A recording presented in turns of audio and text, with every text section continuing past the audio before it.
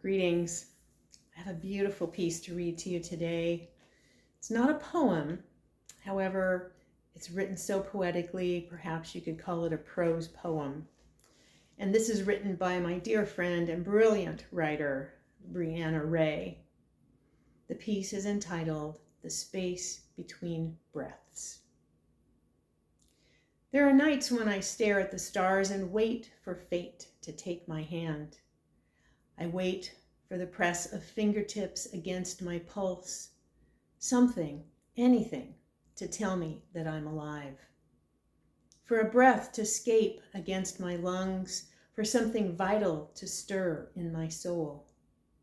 But most nights I just stare at the vastness, the lostness, the never-ending void, and think that for a fraction of a moment I understand what that feels like.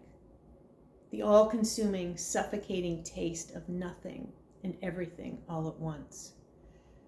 For a moment, I feel, and it's not the joyous, blistering vibration of a melody, but the sting of something far more resolute, something fragmented and weak, like the last breath of goodbye.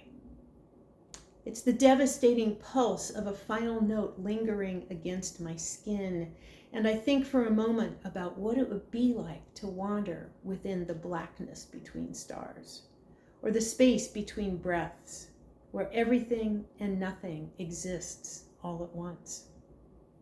To exist in a place between the here and now, between the cold light of day and the bruised dawn of dusk. To linger in the shadows where darkness teases the lips against my neck. A seductress beckoning a voice, soothing and dangerous.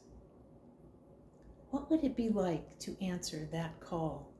To give in to the whispered web of words, to the siren's lies?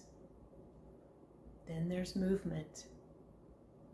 A breath against the cold, fogged and feeble, but vital. A hesitation, a faltered step.